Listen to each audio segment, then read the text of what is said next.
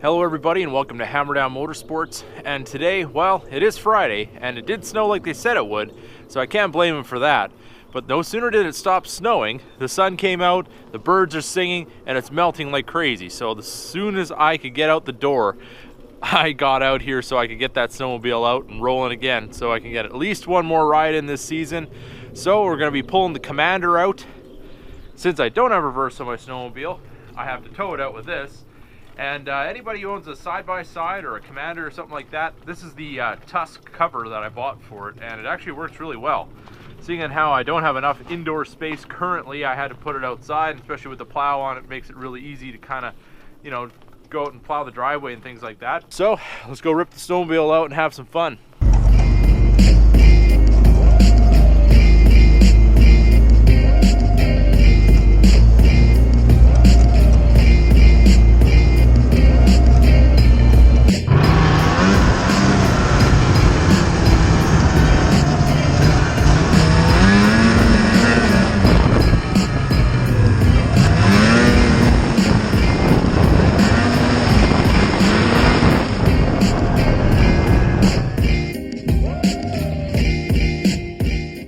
Alright everybody, had a little bit of fun with the snowmobile there, and pretty much got every part of my yard tore up by now. But looks like we have more snow falling now, if you can see behind me. So we might be able to go up for another rip later on if another few inches fall down, which would be fine with me. But now we're going to do a little mod on the Camaro. And this is it right here. Incandescent reverse lights. We'll be getting rid of those. Finally, once and for all, get rid of those old style lights. Now, as I said in my last video, even the new Cruise has LED reverse lights, so GM, come on, you gotta step it up. Let's get these put in the new Camaros. We don't have to be changing these things out. But either way, we can handle it. I've got the resistor here with the harness that goes in line. You only have to put one on one side, so that entire circuit, whatever is covered, just with the one. You don't have to do it on both sides, so it saves you some time having to shave down the socket for the light to fit in the housing because they're a little bit different. So we're going to be taking out the tail light housing, putting in the harness for the resistor, and two new JDM reverse light bulbs. So let's get it taken apart and get these put in. So got the tail light laid out here. I got the reverse bulb out already. It's this guy right here. It's a fairly large bulb for a reverse light, but as long as you get the right replacement, you have no issues whatsoever. So what we're going to be doing is putting the harness in line with this and then going to our bulb.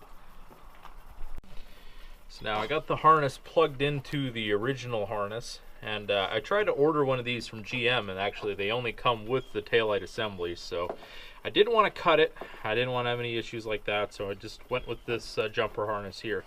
The only thing is with this, as you can see, there's a taper on these pieces that go inside the taillight itself, and as you turn it in, lock it in place.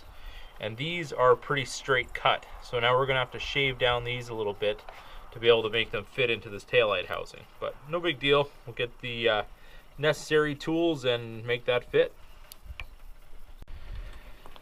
Okay, what I ended up using was a angle drill and a carbide bit, which worked fairly well because I can kind of regulate the speed and everything like that on the carbide, and it digs into the plastic pretty easily. It's not the prettiest job in the world, but you just kind of got to shave down these points that lock into the housing itself. I took the rubber gasket off just so I didn't damage it, and then I'll pop it back on here for the installation. Okay, we got our bulb into the jumper harness here with our resistor, and this is plugged into the factory wiring. Now before I put this into the housing, I of course want to put the weather seal on, and I want to check it to make sure that it works, because I don't want to have it all put back together and then find out that I've pulled it all apart again. So let's try it out, make sure it's all good. The light works perfectly. We got everything in the right polarity, so we don't have any issues with that bulb not working. And this thing's actually got a little bit of a projector on the end, which kind of really throws a lot of light. But yeah, we can definitely see the difference between the incandescent and the LED. So let's get it all put back together. Okay everybody, simple as that. Got the light assembly all put together. Just try to find a good place to put that resistor so it's not rattling around back there. I just kind of tucked it away nicely. You can't even see it's in there until you you know, pop that open and start digging around in there. But another thing I wanted to mention too, if you want to save a little bit of time and you have some pretty strong fingers, you're able to remove and reinstall the passenger side, or with the side that you're not putting the resistor on, without having to pull the taillight assembly out. You just have to pull the top cover off to access it. And that's what I did here, and they worked really well. So yeah, it was a little tricky getting it back in there, but I was able to get it to pop into place, and there we go. We've got the LED license plate lights and the LED reverse lights.